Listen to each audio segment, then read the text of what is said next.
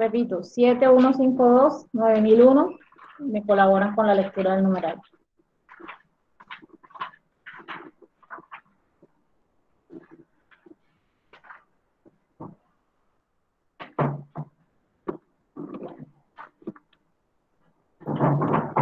Las normas se quedaron en el seno. Las normas se quedaron en el SENA, ¿cómo así? Las tenían, las de, creo que de las de Yorlani y las mías y las de William se quedaron en el seno porque nosotros las metimos en un locker. A ustedes y al chavo.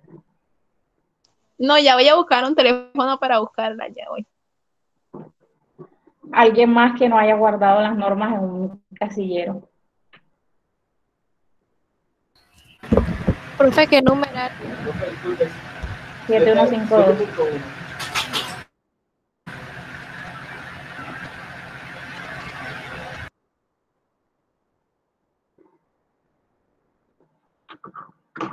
Instructora, ¿dónde es trazabilidad de las mediciones esa? Sí, señora.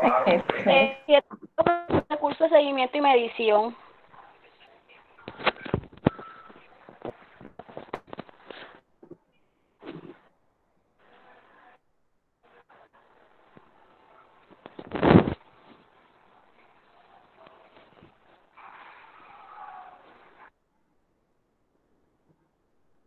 Bien.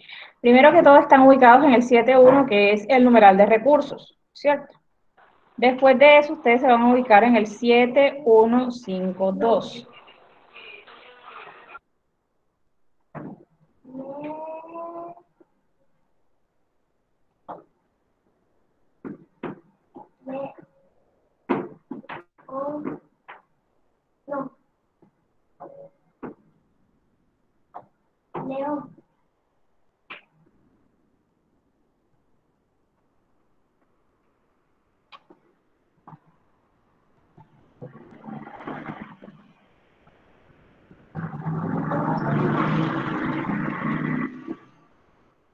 ¿Ya están ubicados en el 715? 7151, 7152. Sí. Listo, ¿quién me colabora, por favor, con la lectura?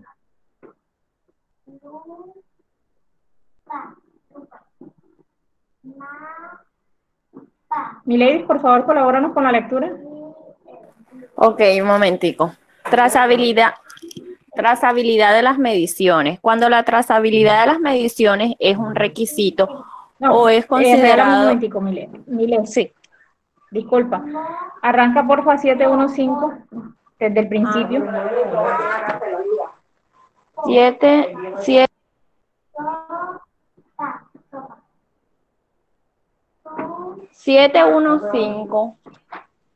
donde Sí, recursos de dice, seguimiento y medición. ajá, recursos de seguimiento y medición.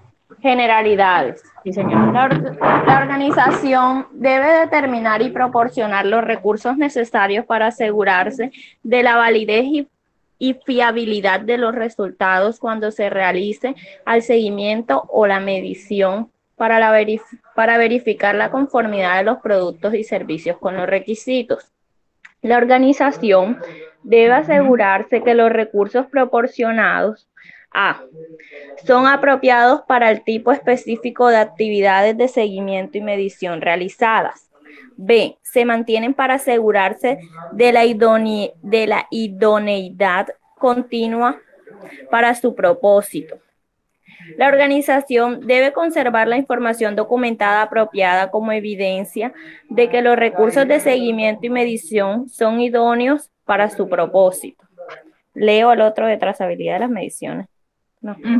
Exacto. Bueno, ahora viene 7.1.5.2, trazabilidad de las mediciones.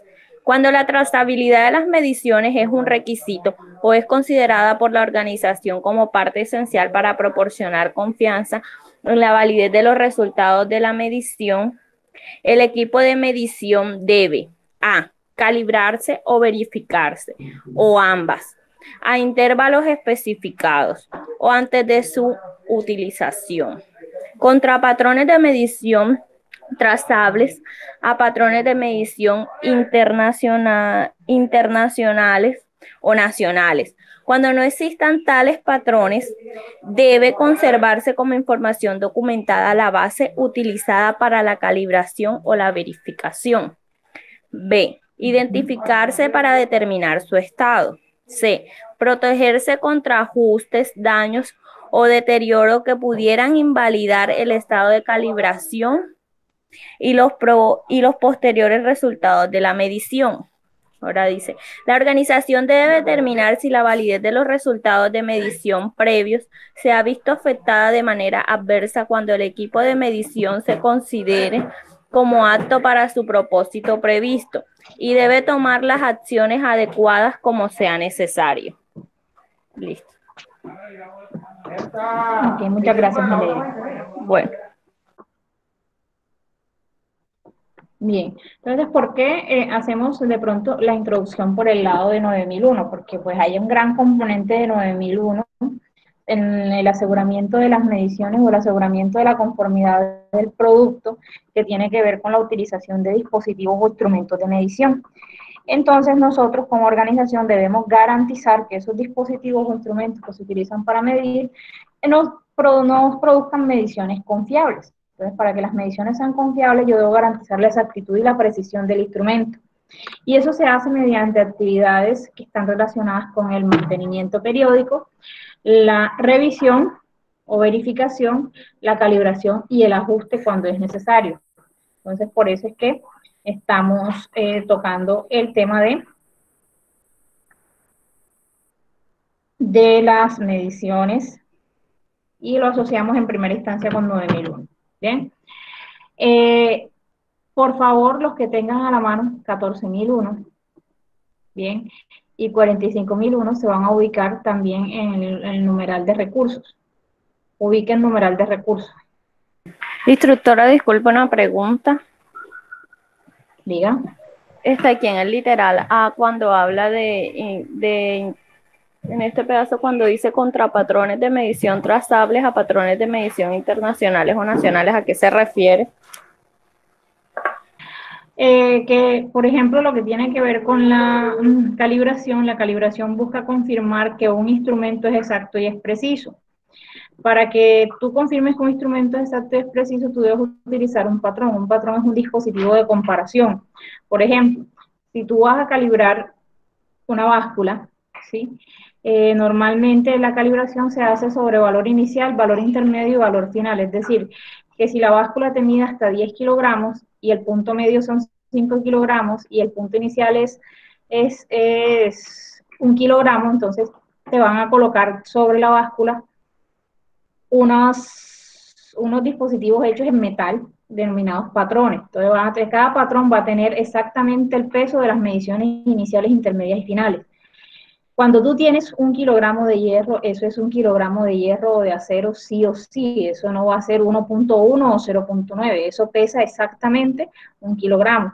Entonces, ese dispositivo que se utiliza para colocarlo sobre la báscula, para comparar el resultado de la báscula con lo que equivale a la pesa patrón, es lo que se denomina patrón de medición. Entonces, son elementos que se utilizan para comparar el resultado de las mediciones que arroja el instrumento que tú estás calibrando. Entonces, si ya tú colocaste una pesa patrón de 1 kilogramo y la báscula te da que está pesando 1.1 kilogramo, el problema está en la báscula. Debería ser exactamente 1 kilogramo, ni más ni menos, porque la pesa no tiene más que eso. Entonces, por eso se le denomina patrón, porque se vuelve un valor de referencia. Y un valor con el que se comparan los resultados de las mediciones que da el instrumento. Y tiene que ser exactamente el valor del patrón. Ay, ya, gracias. ¿Está claro? Sí. ¿Alguna otra pregunta? Bien, por favor ubíquense en recursos en las normas 14.000 y 45.001, por favor.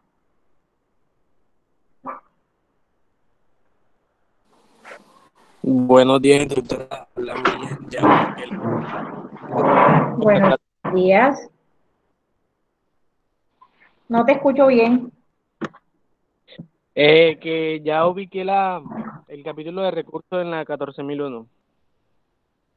Ok, perfecto. ¿Nos colaboras, por favor? Claro. Bueno, 7.1. Recursos. La organización debe determinar y proporcionar los recursos necesarios y mejora continua del sistema de gestión ambiental.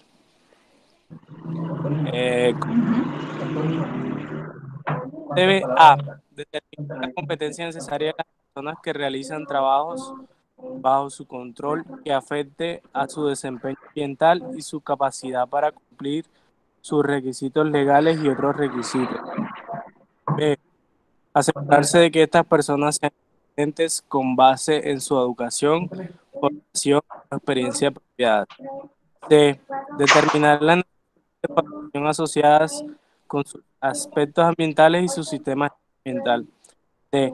Cuando sea aplicable, tomar acciones para adquirir la competencia necesaria y mejorar la eficacia de la organización debe conservar William, se documentada. entrecorta la voz. No sé qué será, profe, la verdad. Debe ser la conexión a internet. Bueno, continúo. Vamos a escuchar. Sigo. Sí, por favor. Ok. Toma de conciencia.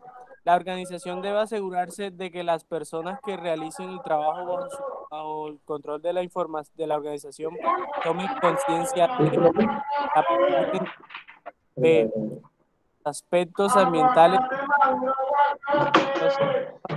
reales o potenciales relacionados asociados con su trabajo. D.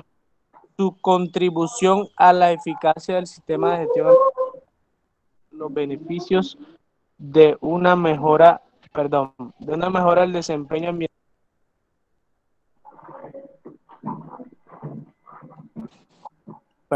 Y de las implicaciones de no satisfacer los requisitos del sistema de gestión ambiental, incluido el incumplimiento.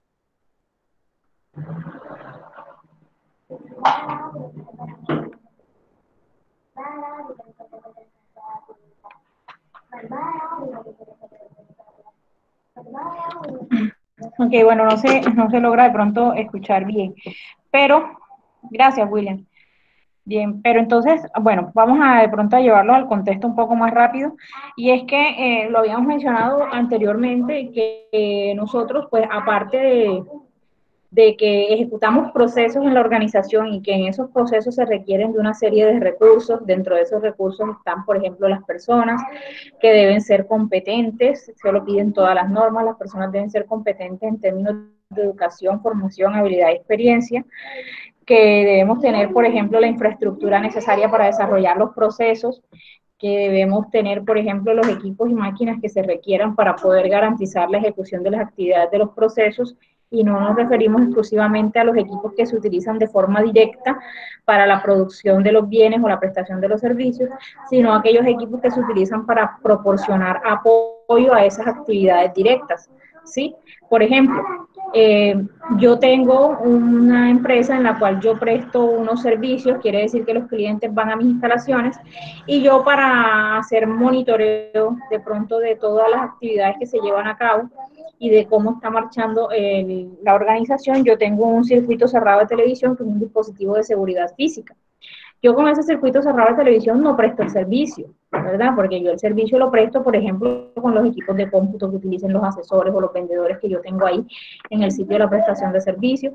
Esos son los equipos que se utilizan directamente. Pero entonces yo tengo un circuito cerrado de televisión que apoya indirectamente la prestación del servicio. El día que algo pase, lo primero que van a preguntar es: ¿y dónde están las grabaciones de las cámaras?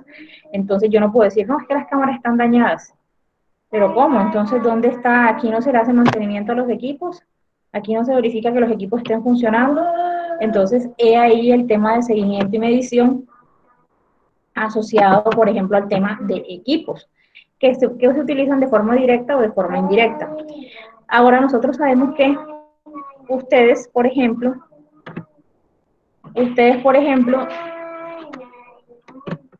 identificaron unos aspectos e impactos ambientales ¿verdad?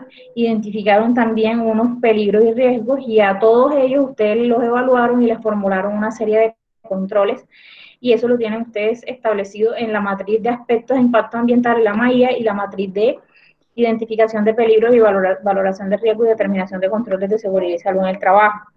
Entonces, como ustedes identificaron unas cuestiones que podrían afectar el desempeño ambiental y de seguridad y salud de la empresa, eventualmente va a ser necesario utilizar algún tipo de dispositivo o instrumento para medir si esas condiciones que nosotros evaluamos se han modificado.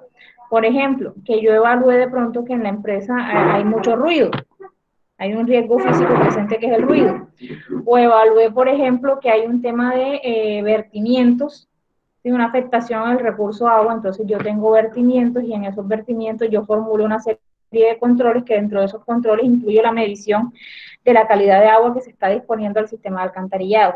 Entonces nosotros tenemos inmersas inclusive dispositivos que se utilizan para medir aspectos asociados con la parte ambiental y con la parte de seguridad y salud en el trabajo. Es por eso que yo tengo que hacer aseguramiento metrológico, es decir, asegurar que las mediciones que yo haga sean realizadas por mí o sean realizadas por alguien que yo contraté para que le hiciera en mi nombre, sean exactas y sean precisas para que proporcione yo confianza en lo que estoy haciendo. ¿Sí? Yo les hago una pregunta. ¿Quiénes de ustedes tienen peso en su casa? Que lo compró su mamá, que lo compró su papá, pero ahí lo tienen, o lo compraron de pronto ustedes. Ustedes tienen un peso de esos domésticos, una báscula en la que ustedes se suben y se pesan todos los días o de vez en cuando. ¿Quiénes tienen?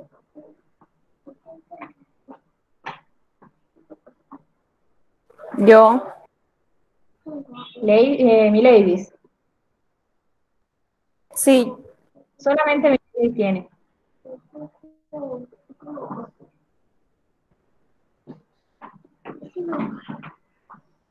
Listo, entonces bueno, solamente mi lady tiene, entonces yo le hago la pregunta a mi lady y los demás atentos. Mi lady, tú hoy tienes cita médica, ¿verdad? ajá, Pero tú, juiciosa como todos los días antes de irte para tu cita médica, tú te alistaste y dentro del alistamiento que tú hiciste, tú te subiste en el peso de tu casa. ¿Cuánto ajá. podría marcar hoy el peso de tu casa? 66 inclusive hoy lo hice. Ah, ok, listo. Entonces el peso de mi lady marca 66 kilogramos. Entonces mi lady se va para donde el médico. Y allá el médico, dentro de las actividades de tamizaje que realiza, te dice que te subas al peso. El peso del médico marca 68, ¿cierto? Ajá. Y entonces comienza a decir mi lady, ¿cómo así? ¿Me subí 2 kilos en el camino? Si ustedes fuesen mi lady, o si todos ustedes fuesen mi lady, ¿a cuál peso le creen? ¿Al que está en la casa o al que está en el consultorio del médico? Al que está en el consultorio. Al que está en el consultorio del médico. ¿Por qué? Profe, Lo más probable es que esos pesos sean, o sea, estén regidos algún tipo de medición o algún tipo de control para poder trabajar en lugares en un hospital. Bien, vamos a hacerle entonces otra pregunta a mi lady. Mi lady, ¿hace cuánto compraron el peso en tu casa? Hace como 10 meses más o menos. En esos 10 meses lo usan. ¿Cómo? Disculpe. En esos 10 meses lo usan casi todos los días y lo usan varias personas, me imagino. O sea, no, se usa como cada 2 semanas y nada más lo usamos 2 personas, no se usa mucho. Ok. En esos 10 meses, ¿alguna vez alguien lo ha verificado o han comparado de pronto la medición que da con algo que ya se sepa cuál es el peso? No.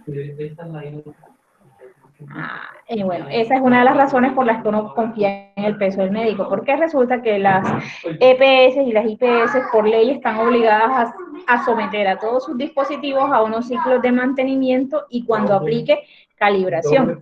En cambio, los dispositivos que nosotros tenemos en la casa normalmente no les hacemos ni verificación ni revisión, mucho menos mantenimiento o calibración. Entonces es posible que con el tiempo de uso ellos se vayan perdiendo perdiendo esas características, vayan perdiendo esa actitud y precisión, porque dentro de las actividades de cuidado del dispositivo nosotros no contemplamos acciones como revisión, verificación, mantenimiento, calibración para un posterior ajuste en el caso de que esté desajustado. Entonces, por eso es que es válido decir que le creemos más a la báscula que está en el consultorio médico que a la que tenemos en la casa, porque normalmente en la casa no le hacemos mantenimiento a este tipo de instrumentos. ¿Bien? Entonces, por eso es que nosotros estamos viendo el tema de aseguramiento metrológico, porque desde el punto de vista de las organizaciones debemos asegurar que todo esté exacto y preciso. ¿Bien? ¿Estamos de acuerdo hasta aquí? Sí, instructora. Bueno, regáleme un minutico, por favor.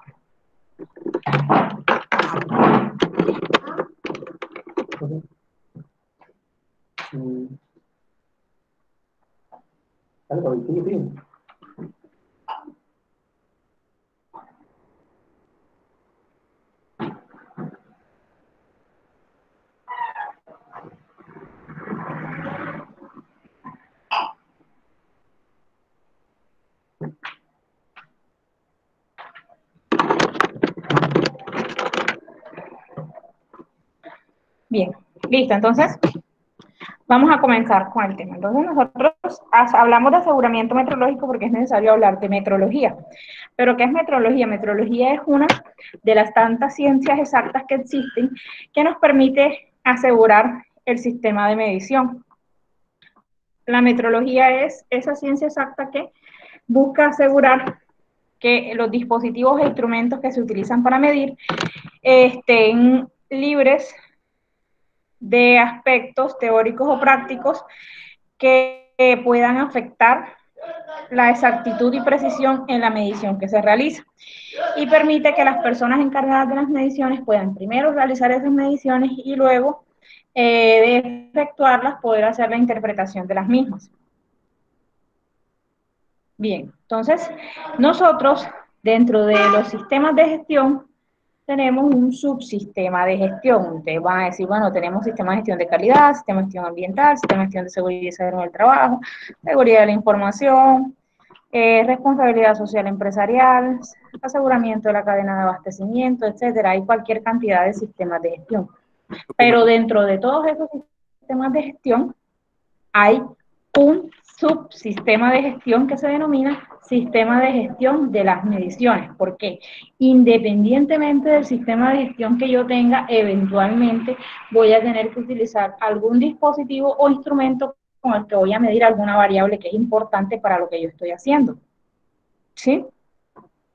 Entonces, por eso se considera un subsistema de gestión dentro de los sistemas de gestión y se encarga de asegurar que todas las mediciones que realice la organización sean exactas y precisas y que tengan un impacto positivo directo sobre la calidad de los bienes y servicios, la seguridad y salud de los trabajadores y los impactos ambientales. ¿Dónde están cubiertos los requerimientos del subsistema de gestión de las mediciones? Están en la ISO 10012, ¿bien? Y ustedes pueden buscarla, de hecho tienen que buscarla para conocer algunos temas asociados con unos términos y definiciones que van a tener que buscar para una actividad posterior. Entonces, anoten ISO 10012. Bien. Dentro del subsistema de gestión de las mediciones se habla del componente de aseguramiento metrológico, que es lo que nosotros buscamos para asegurar propiedades asociadas con las mediciones, las escalas, los sistemas, unidades, métodos y técnicas que se utilicen. Lo que hablábamos el otro día, hay personas que están dentro de las empresas que son encargados de hacer mediciones y que muchas veces no saben hacer un uso correcto del dispositivo o instrumento de medición que tienen a la mano. Les pregunto, ¿alguno de ustedes, sobre todo los chicos, han usado una cinta métrica, lo que común y silvestremente se le conoce como el metro? ¿Alguno de ustedes ha usado un metro?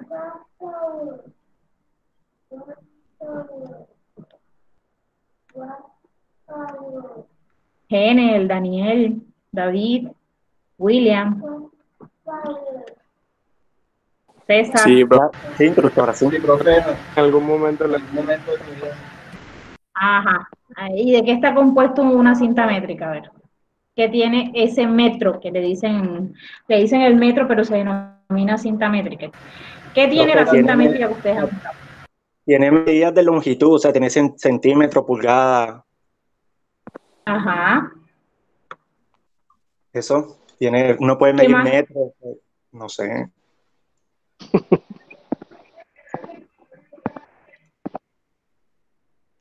¿De qué material es el dispositivo que han utilizado ustedes? como de metal, de un metal Como de delgado. metales. Es como una cinta metálica, ¿cierto? Que se retrae. Ajá. Ajá. Y que no hay nada que le tenga más miedo a uno cuando está pequeñito que esa cinta cuando se está retrayendo. Uy, sí. Ajá. Y les gustaba estirarlo y todo. Bien. Entonces, la mayoría de nosotros en las casas tenemos una cinta métrica. ¿Qué le pasa a esa cinta métrica con el paso del tiempo y la frecuencia de uso? Se daña, se oxida. Uno se oxida. Utilidad de las ¿Qué le mediciones. pasa a los números? Se vuelve fea. Se Se pierde la vuelve fea visibilidad. porque los números se lo borran. Sí, exacto. Ahora se le Uno borra. comienza a perder la visibilidad de los números. Entonces, el dispositivo que yo utilizo, en este caso ese instrumento de medición que yo utilizo, que me permite hacer mediciones directas, ya no me va a servir, ¿verdad? Y entonces a veces ese tema de que se van dañando tiene que ver mucho con los métodos, la forma en que la persona lo utiliza y cómo lo utiliza, la técnica, los métodos y las técnicas de medición son los que propician que se deterioren los instrumentos. Entonces, por eso se tiene que hacer aseguramiento metrológico, porque uno tiene que explicarle también a las personas, capacitar a las personas en el uso de los instrumentos para poder garantizar la vida útil mínima. ¿Sí? Entonces, son condiciones que uno debe garantizar, enseñarles inclusive cómo se hace la limpieza, ¿cierto? La limpieza, las revisiones al funcionamiento, que son pautas que debe tener en cuenta la persona que es usuaria del dispositivo de instrumento de medición.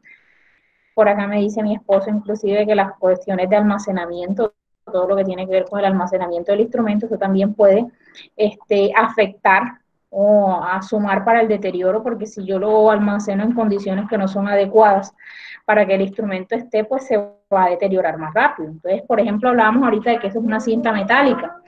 Y a veces, por ejemplo, las personas tienden a utilizarla en condiciones de humedad y cuando lo terminan de utilizar no lo secan, no lo limpian, entonces lo guardan con rastros, con vestigios de humedad, de agua. Entonces, cuando lo vuelven a utilizar, eso está oxidado, ¿cierto? O lo guardan en un sitio donde hay presencia de humedad, donde también hay mucho sol, mucho calor, y eso también deteriora el instrumento. Entonces, por eso se debe hacer aseguramiento metrológico. Y entonces comenzamos a hablar de una de las actividades del aseguramiento metrológico. Dentro de las actividades de aseguramiento metrológico tenemos la calibración, ¿verdad? David, por favor, ¿nos colaboras con la lectura de calibración?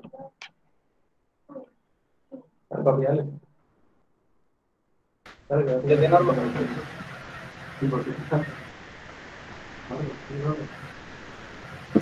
¿De qué norma, instructora? Aquí lo que tenemos en la presentación. No te preocupes.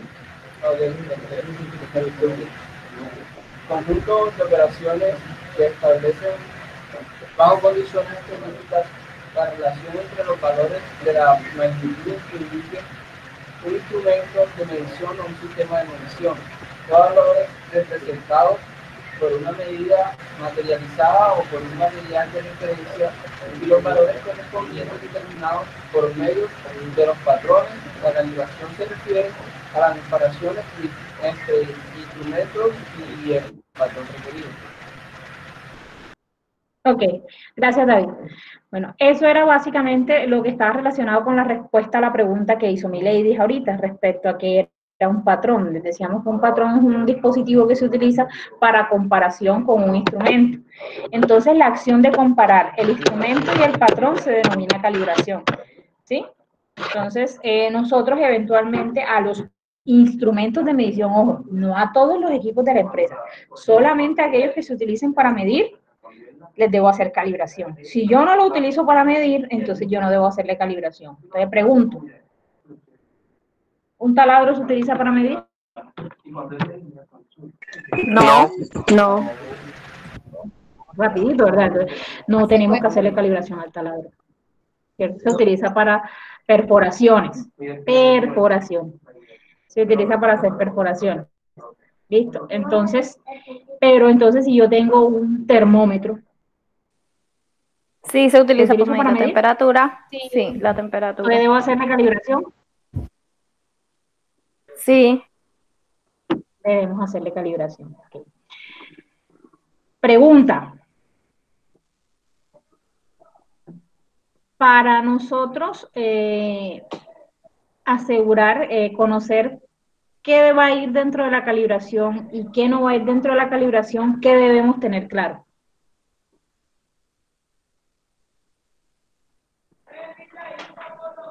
Los instrumentos de medición. El instrumento, el ¿Algo sistema más? ¿Alguien más? y los valores. El instrumento, la característica del instrumento y el tipo de patrones que se vayan a utilizar. Ok, bien. Bueno, en primera instancia tenemos que tener claro primero si se utiliza o no para medir. Si yo respondo a esa pregunta con un sí, es decir, si lo utilizo para medir, la siguiente pregunta que debo yo conocer es ¿qué mido con él? ¿Qué variable, qué magnitud es lo que yo estoy midiendo? Y después comienzo a preguntarme aspectos como los que menciona Jenner, la naturaleza de la medición, es decir, ¿cómo mido yo con ese instrumento? Yo debo saber cómo se mide, cada cuánto se mide con ese instrumento, y de pronto a qué tipo de magnitud le está apuntando. Si es un instrumento que le apunta a una magnitud directa del proceso, entonces es un instrumento que le afecta al sistema de gestión de calidad. Si por el contrario es un instrumento que yo utilizo para monitorear alguna variable ambiental, probablemente entonces sea un instrumento relacionado con el sistema de gestión ambiental. O por el contrario, de pronto un instrumento que yo utilizo para medir alguna magnitud asociada con un peligro o riesgo que yo identifique. Entonces ya es un instrumento que le afecta al sistema de gestión de seguridad y salud del trabajo. Pero independientemente del sistema de gestión al que le afecte, yo debo incluirlo dentro de lo que es aseguramiento metrológico. Es decir, ya ese instrumento debo incluirlo dentro de las actividades de calibración.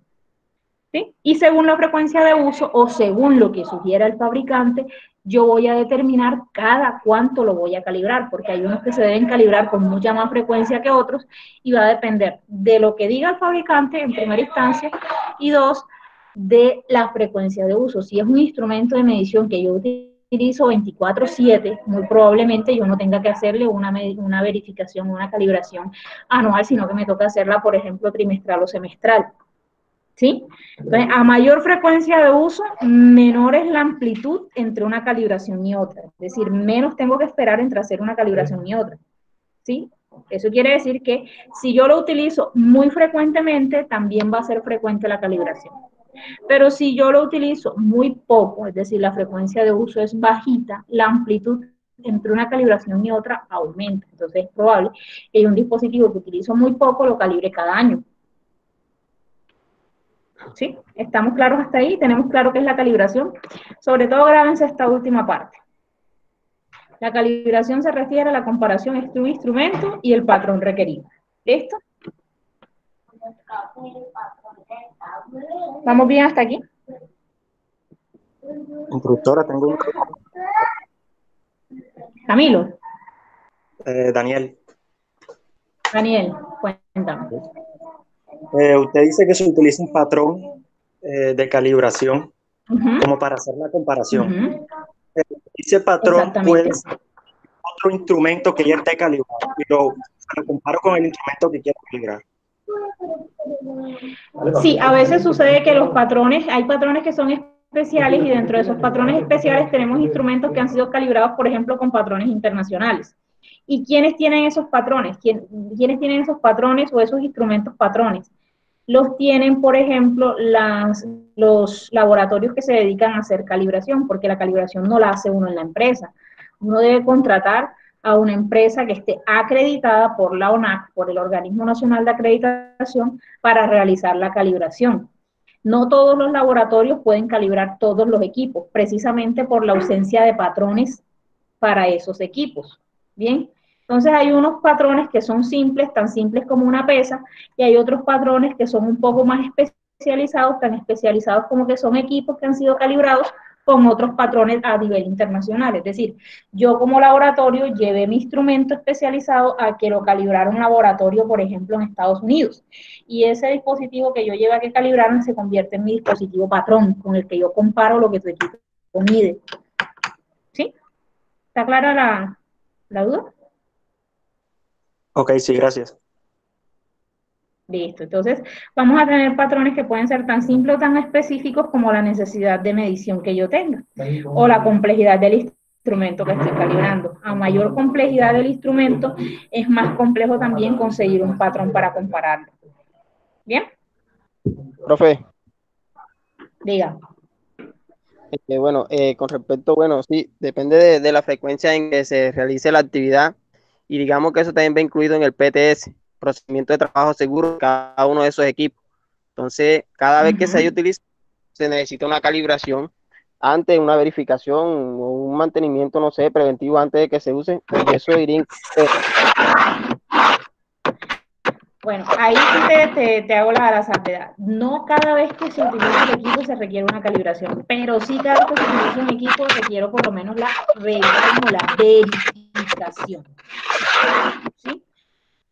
Hay equipos o dispositivos que yo compro que traen otro elemento que se denomina calibrador, que en realidad no lo calibra. Lo que hace es, me sirve a mí para verificar antes del uso que el equipo está dando mediciones exactas.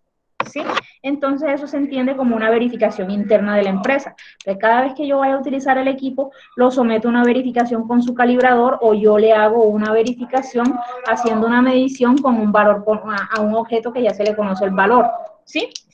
Por ejemplo, yo puedo tener, si yo tengo, como ustedes, por ejemplo, que tienen en Chicken Ready, que utilizan, por ejemplo, grameras, ustedes saben cuál es el valor máximo de medición de esa gramera o cuál es el valor intermedio de medición de esa gramera, entonces ustedes pueden comprar una pesita. Y entonces todos los días, antes de comenzar a utilizar la gramera, una persona con una planilla, ¿verdad? Coloca la pesita sobre la gramera y la gramera debe dar exactamente el valor equivalente a la pesita. Entonces, si la pesita pesa 50 gramos, la gramera te debe arrojar un valor de 50 gramos y eso lo registras tú en la planilla. Ahí estás haciendo tú una labor de seguimiento a la exactitud de la medición. Cuando tú ves, por ejemplo, un comportamiento diferente, que si pesa 50 gramos y la gramera te está arrojando 49, entonces ya hay un problema con el dispositivo de medición y tú tienes que separar esa gramera. ¿Sí? Separarla porque la gente no la puede usar porque ha perdido exactitud y precisión y entonces yo muy probablemente deba ajustarla y calibrarla para que vuelva a ser exacta y precisa. ¿Correcto, Jenny? Ok, sí, gracias, profe. Listo. ¿Por qué no hablamos de que cada vez que se usa el dispositivo se debe hacer calibración? Porque, por lo que les decía ahorita, porque las calibraciones no las hacemos nosotros al interior de la empresa. O a veces sí se hacen al interior de la empresa, pero repito, no lo hacemos nosotros como empresa, sino que contratamos a alguien para que lo haga. Hay calibraciones que se pueden hacer en las instalaciones de la empresa porque no requieren de un ambiente controlado. Pero hay calibraciones que no se pueden hacer dentro de la empresa, sino que se tienen que llevar el equipo a las instalaciones del laboratorio porque tiene que hacerse la actividad dentro de un ambiente controlado, por ejemplo, de temperatura y presión.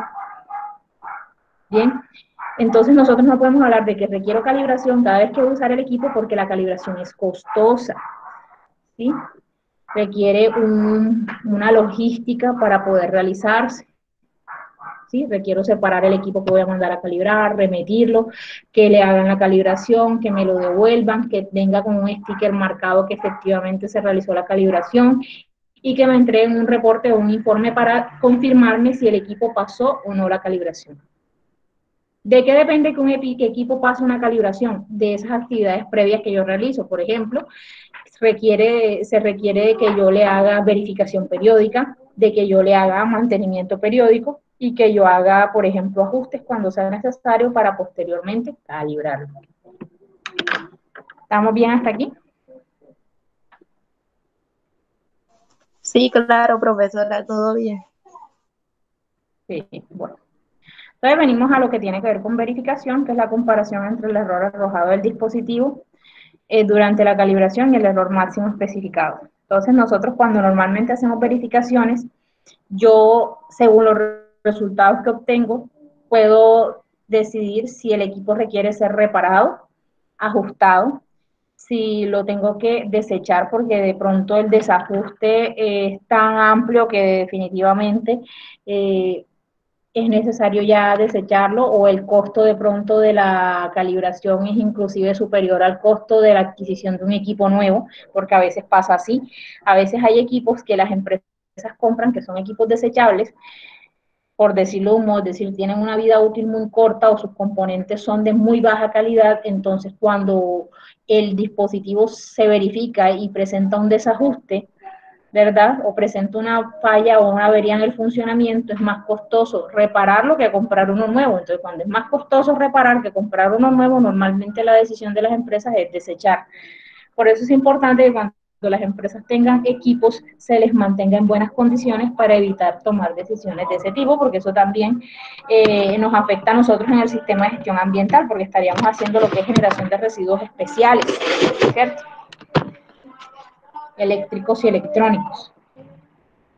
¿Estamos bien hasta ahí?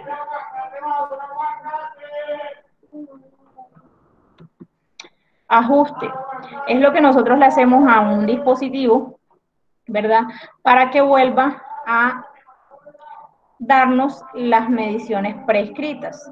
Hagan de cuenta, cuando ustedes tienen un celular, ¿verdad? En el celular hay una función que se llama restablecer valores de fábrica, ¿cierto? Esa función que nadie quiere utilizar, pero cuando uno la utiliza es porque definitivamente el celular está presentando fallas y se necesita que él vuelva al estado inicial. ¿Sí? ¿Estamos claros hasta ahí? ¿Alguna vez ustedes han visto esa función dentro de su celular? Sí. Ok, entonces cuando nosotros hacemos ajuste de un equipo, lo que buscamos a nosotros es que el equipo vuelva a estar en las condiciones iniciales de funcionamiento. Entonces muchas veces para hacer ajustes se requiere tener dentro de las actividades de ajuste el mantenimiento. Bien, entonces nosotros los equipos están calificados o clasificados según la necesidad de uso del equipo. Bien, entonces nosotros tenemos la calificación de los equipos directos, que es cuando nosotros aprobamos si un equipo cumple o no cumple con las especificaciones requeridas para usarlo. ¿Sí? Tenemos calificación de la instalación, es la ejecución de pruebas para asegurar que un equipo que yo estoy usando está instalado correctamente. Y normalmente la calificación de instalación está asociada con equipos que se utilizan en un laboratorio o en un ambiente de prueba. Bien, las empresas donde ustedes están no tienen, por ejemplo, ambientes de prueba, pero si se tratara de una empresa de diseño y desarrollo de software, por ejemplo, tienen un ambiente de prueba donde realizan las pruebas de desarrollo del software. Si ustedes tuviesen, por ejemplo, una empresa donde se producen alimentos, como un UNIT, ¿verdad? O un CENU, ellos probablemente van a tener un laboratorio de pruebas para esos alimentos, entonces se tienen que instalar ahí una serie de equipos para hacer esas pruebas, y yo califico la instalación en el sentido de que el equipo donde está instalado, en el ambiente donde está instalado, va a funcionar correctamente. La calificación operacional tiene que ver con que yo evalúo, ¿verdad? O realizo una verificación documentada de cómo se desempeña el equipo en específico. Y la calificación de desempeño es cómo opera un equipo y cómo reproduce los parámetros o las especificaciones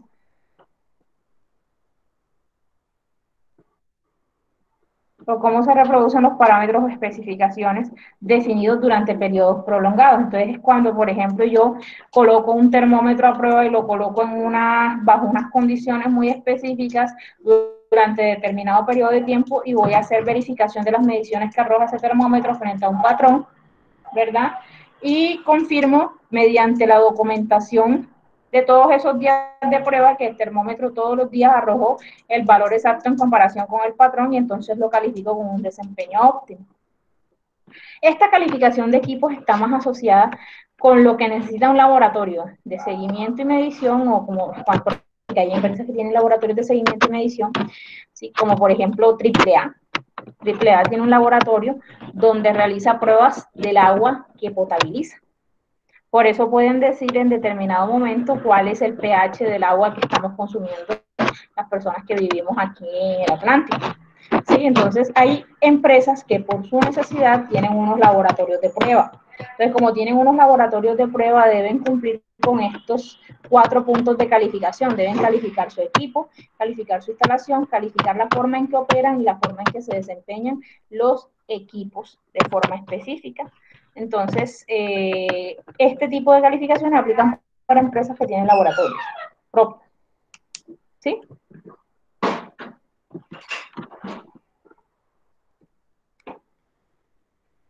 Bien, ¿qué es la confirmación metrológica? La confirmación metrológica es el conjunto de actividades de calibración, verificación, cualquier ajuste o reparación necesaria que yo realice a los equipos que utilizo para medir dentro de mis procesos y que afectan cualquiera de mis sistemas de gestión.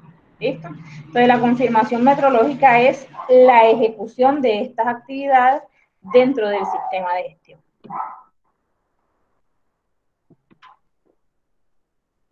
Bien. Cuando yo ajusto un equipo, normalmente requiero hacerle, estoy haciéndole una corrección porque estoy buscando que el efecto del error se reduzca. Bien, entonces normalmente nosotros tenemos equipos que están descalibrados o desajustados, entonces yo lo ajusto y lo que hago con el ajuste es hacer la corrección de la medición. Cuando nosotros hablamos de mediciones, debemos tener en cuenta que existen el error y la incertidumbre. Eso está presente en todas las mediciones. Todas las mediciones tienen un margen de error y ese margen de error va a estar asociado o al equipo que utilicé, o al método que utilicé, o a la competencia de la persona que midió. ¿Sí? Entonces son variables que pueden afectar la medición y entonces hacen que exista entonces el margen de error y la incertidumbre en la medida. Bien, entonces nosotros tenemos un error máximo tolerado que es como que el intervalo que puede tener la medición, como cuando usted dice ¿cuánto peso? No, yo peso más o menos tanto. Ese más o menos tanto se conoce como error máximo. Ese más, cuando yo digo, si usted tiene, por ejemplo, una bebida y la bebida tiene 250 miligramos, yo tengo 250 mililitros, yo puedo decir que esa bebida tiene más o menos 250 mililitros. Quiere decir que van a haber botellas donde yo voy a encontrar exactamente 250, otras donde voy a encontrar 251, otras donde voy a encontrar 249 y así sucesivamente. Entonces, el error máximo tolerado es aquel valor extremo que puede tener el error respecto a la medida. Por ejemplo, si yo tengo la botella y la botella tiene un contenido de 250 mililitros, yo digo que lo máximo que puede encontrar uno en la botella es 251. Ese es el error máximo tolerado o el error máximo permitido. Y está asociado a las especificaciones del producto, los límites de tolerancia superior e inferior. Bien, el error de medida es la diferencia entre el valor de referencia y el valor que medí. Lo que les decía ahorita, tengo una pesa de 50 gramos y la medición me dio 49. Eso, lapso que hay entre 49 y 50 es el error medido. ¿Sí? Y la incertidumbre en la medida es lo que tiene que ver con el parámetro no negativo que caracteriza la dispersión de los valores atribuidos, o sea, aquel grado de desconocimiento en la obtención de precisión en la medida. Bien, aquí están unas aclaraciones. Hay una diferencia entre un equipo de medición y un instrumento de medición. ¿Listo? Los equipos de medición son instrumentos de medición que van acompañados de un software, patrón de medida o material de referencia o equipos auxiliares o una combinación de estas, necesarios para llevar a cabo un proceso de medición. Mientras que un instrumento es un aparato que se utiliza para medir magnitudes físicas directas. Normalmente se utilizan objetos o sujetos previamente establecidos o patrones de medición que resultan un número de la relación entre el objeto de estudio y la referencia. Es decir, si yo tengo una cinta métrica, tengo un instrumento de medición. ¿Bien? Pero si yo tengo un sonómetro, tengo un equipo de medición. ¿Por qué? Porque ese equipo de medición tiene internamente un material de referencia, unos dispositivos y un software que le permiten funcionar y hacer la medición. Mientras que con el instrumento yo realizo la medición de forma directa. ¿Listo? Por ejemplo, Otro ejemplo, si usted tiene un termómetro, ¿qué tiene ahí? Un termómetro de mercurio. Si ustedes tienen un termómetro de mercurio, ¿tienen un instrumento o un equipo de medición? Un equipo.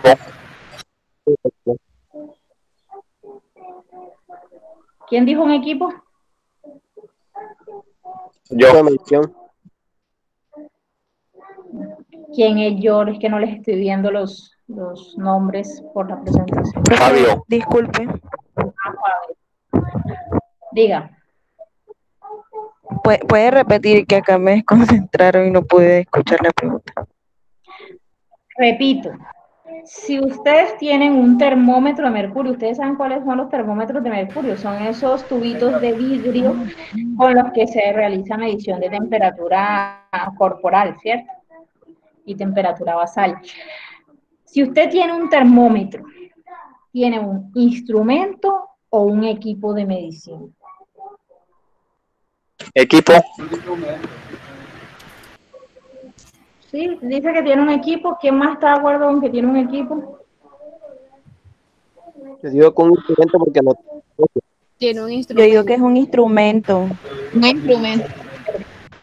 Perfecto, Yo digo un instrumento porque es un aparato con el que yo mido directamente. Yo mido directamente, exacto, no utilizo un software o no utilizo equipos auxiliares para poder realizar la medición. ¿Sí me hago entender? Sí. Por ejemplo, también existe un dispositivo que se utiliza para medir las vibraciones en la Tierra, ¿sí? Porque nosotros sabemos que pues nosotros como tal, las personas no percibimos directamente la vibración en el suelo, pero existen unos dispositivos que se utilizan en sismología y en geología para todo lo que tiene que ver con medir la vibración presente en el suelo. Se denominan vibrómetros, y esos vibrómetros son un aparatico que parece una calculadora que está conectado a un cable, y ese cable a su vez a una aguja sensor, y esa aguja sensor se coloca en el piso, es decir, yo la entierro, la punta de la aguja en el piso, y a través de esa aguja transmite una señal de vibración al dispositivo, y el dispositivo me da una medición. ¿Eso es un equipo o un instrumento? Un equipo de medición. Un equipo. Ok, ese es un equipo porque utiliza un software y utiliza unos materiales o unos equipos auxiliares para poder hacer la medición. ¿Estamos bien hasta aquí? Bueno, pues puedo explicar.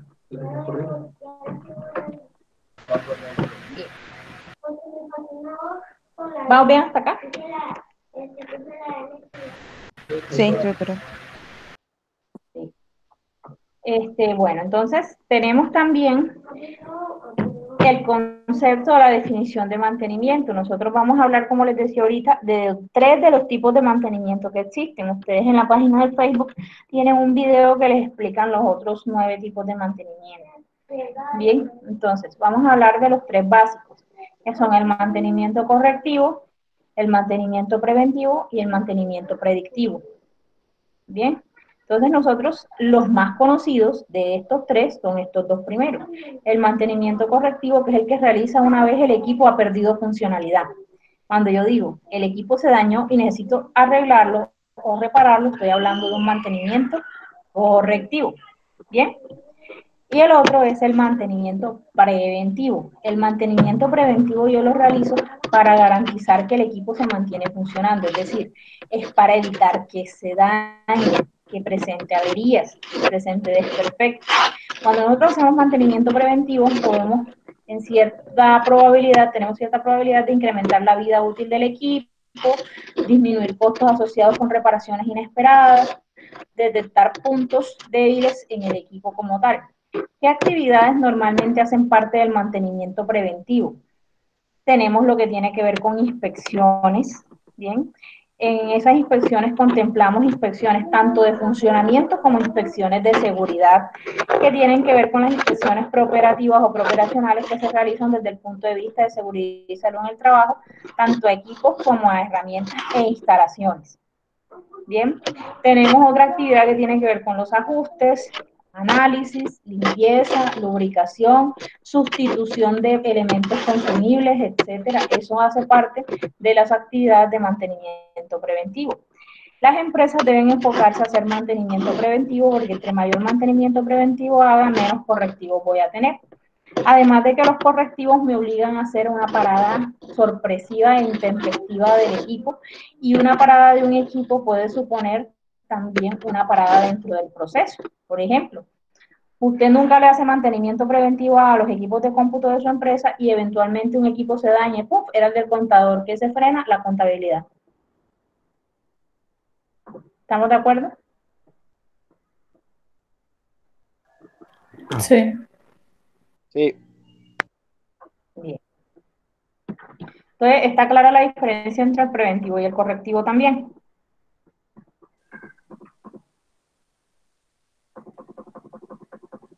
Fabio, sí. ¿Cuál es la diferencia entre el mantenimiento preventivo y correctivo? Que el correctivo se hace cuando el equipo está ya como se dañó, y el preventivo es para que el equipo siga con su vida útil. Ok, bien. Gracias, Fabio. El preventivo es de forma periódica. El preventivo se realiza de forma periódica, también es una diferencia. El correctivo yo no sé cuándo lo voy a hacer, porque si yo no le hago mantenimiento a un equipo, en cualquier momento se puede dañar y yo no sé cuál va a ser ese momento. Entonces, por eso cuando uno hace un plan de mantenimiento, uno hace un plan de mantenimiento preventivo, porque los correctivos no se pueden programar, lo que se puede programar es lo preventivo. Lo correctivo sucede, y si sucede toca atenderlo y solucionarlo. ¿Estamos claros hasta ahí?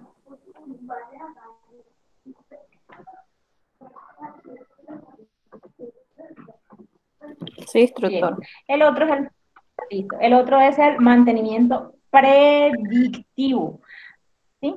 La palabra predictivo viene del verbo predecir, es decir, que mediante algunas técnicas empleadas por los especialistas en mantenimiento se puede pronosticar en función de una verificación de ciertos puntos en el equipo o en la instalación, ¿sí? Un futuro punto de falla. Entonces, se trata de analizar aspectos asociados a componentes de la máquina, a componentes del equipo, ¿sí? A puntos de uso, a puntos de funcionamiento, cómo se están desempeñando esos elementos ahora y predecir cuánto tiempo queda para que falle, ¿sí? E intervenirlo antes de que falle, para evitar el tiempo muerto. Tiene mucha relación con el mantenimiento preventivo, es decir, yo puedo hacer un mantenimiento preventivo con enfoque predictivo, es decir, cada vez que yo hago, por ejemplo, las inspecciones, monitoreo ciertos puntos críticos dentro del equipo que estoy interviniendo y puedo conocer, según estadísticas de funcionamiento o según los datos de desempeño del equipo, que cierto componente está próximo a terminar su vida útil y hago el reemplazo o programo el reemplazo antes de que se efectúe esa terminación específica de la vida útil del componente. ¿Bien?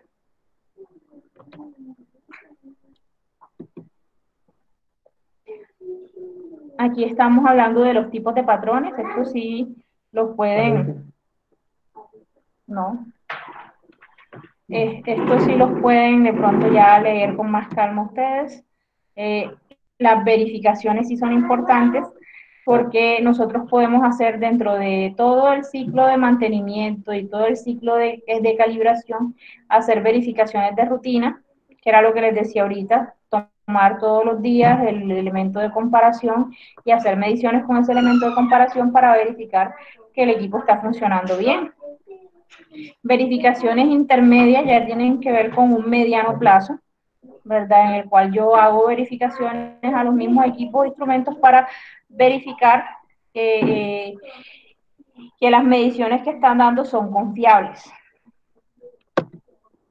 Estas son las etapas del ciclo PHBA de la gestión metrológica. Aquí en la B también está la A, están incluidas las actividades de mejora.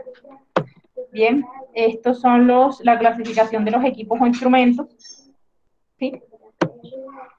Esto tiene que ver con la segunda parte de la clasificación de equipos o instrumentos. Esto es importante. Cuando un equipo se daña, ¿verdad? Cuando un equipo se daña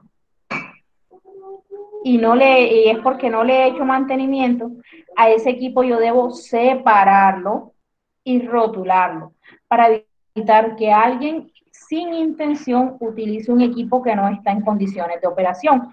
Entonces yo debo establecer un sistema de identificación y etiquetado de los equipos que no están funcionales, sea porque se dañaron, es decir, hubo una falla, o sea porque no pasaron la calibración, ¿sí? Entonces yo los separo y los etiqueto para que la gente no los utilice de forma no intencionada. La gente va a coger un equipo, si está ahí, es para usarlo.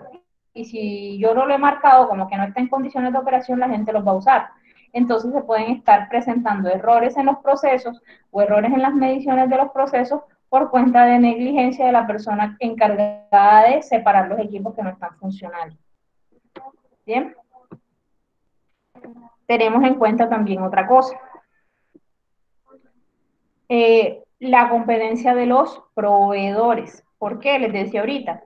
Hay actividades de mantenimiento que las puede realizar la empresa y hay actividades de mantenimiento que no las puede realizar la empresa. Igual sucede con el tema de la calibración. La calibración definitivamente no las puede realizar la empresa, debe ser una entidad que está acreditada para realizar esas actividades. Bien, porque cuentan con el personal competente, con la experiencia en la calibración y con los equipos y la tecnología necesaria para calibrar el equipo que usted tiene. ¿Sí? Entonces, competencia de los proveedores. Yo voy a tener proveedores de servicios de mantenimiento y proveedores de servicios de calibración. En primera instancia están los proveedores de servicios de calibración que siempre, siempre, siempre van a ser externos. ¿Bien? Y les repito, deben estar acreditados, es decir, deben tener un certificado de acreditación en la norma ISO 17025, que es la norma de acreditación de laboratorios de medición, y eso se los expide, ni siquiera se los expide el ICONTEC, se los expide la ONAC, que es el Organismo Nacional de Acreditación. Bien. Por otro lado, están los proveedores de mantenimiento, que pueden ser internos o externos. Internos porque de pronto yo tengo dentro de mi empresa personas con la competencia necesaria para hacer el mantenimiento. Por ejemplo, en la empresa donde presto servicios, la mayoría de las personas que trabajan son ingenieros electrónicos y eléctricos. Y la mayoría de los equipos que se utilizan son equipos electrónicos y eléctricos. Quiere decir que por competencia el personal que tiene la empresa cumple para hacer labores de mantenimiento preventivo y están facultados para hacer mantenimiento preventivo a ese tipo de equipos. Bien, quiere decir que ese mantenimiento la empresa no necesita contratarlo a un externo porque tiene personal interno que puede realizar esas labores. Pero si yo no tengo dentro de mi planta de personal aquellas personas con la educación, la formación o la habilidad y la experiencia necesaria para hacer esos mantenimientos, entonces yo tengo que contratar a un externo que me preste el servicio, y ese externo me tiene que demostrar a mí mediante unos soportes documentales que tiene la competencia necesaria, es decir, que tiene las personas con la formación requerida, que tiene experiencia en el mercado en este tipo de actividades y que cuenta con las herramientas y equipos necesarios para hacerme el mantenimiento. ¿Sí? ¿Estamos bien hasta ahí? Sí, profe. Sí, instructora. Sí, profe. Perfecto. Bien. Aquí tenemos algunas actividades asociadas con el tema de calibración y mantenimiento. Primero, aquí dice realizar inventario de equipos.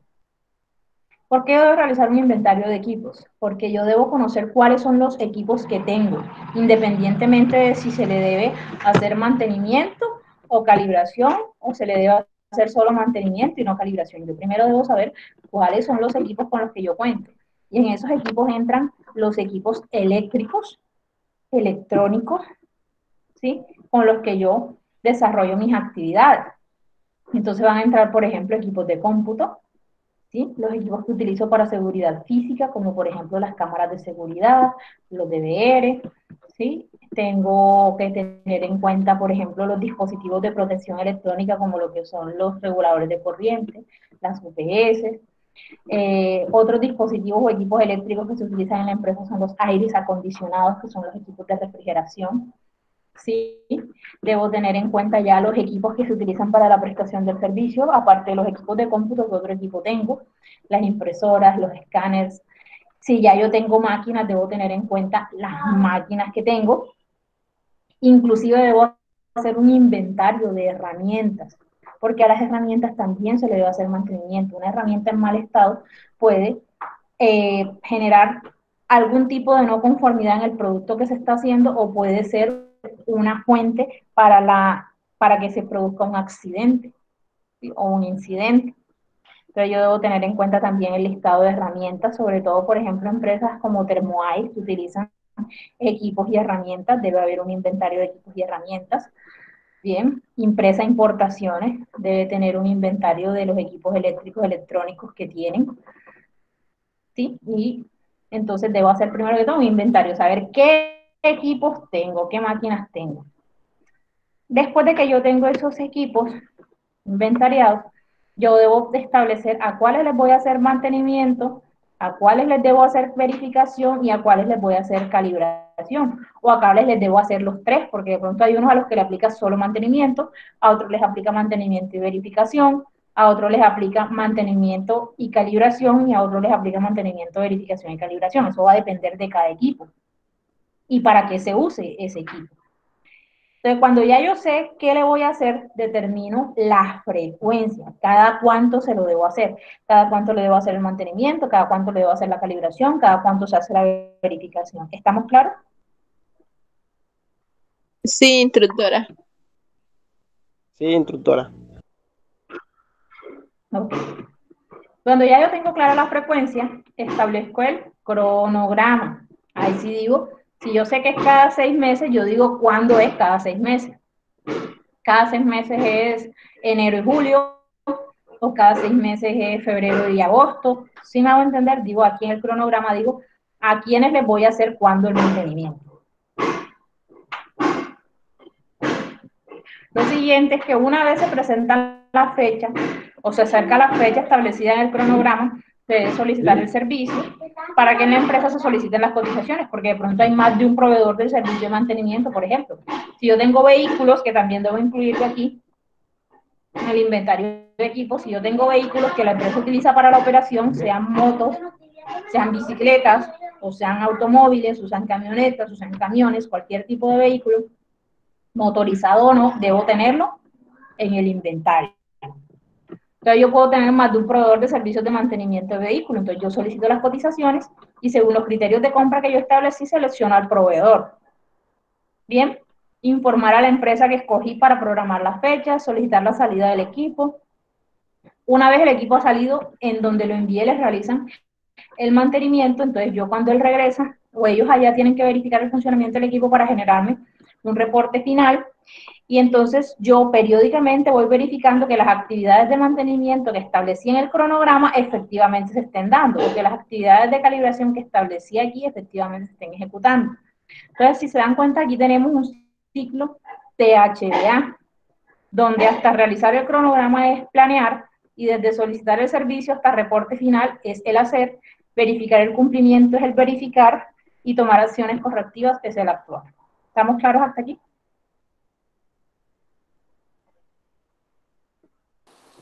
Sí, instructora, todo bien. Ok. Estas actividades ustedes las deben materializar en un documento que se llama Procedimiento de Mantenimiento y o Calibración de Equipos.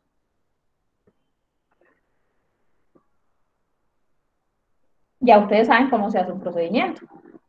Aquí tienen las actividades. Les falta decir cómo se hace esto en cada una de sus empresas.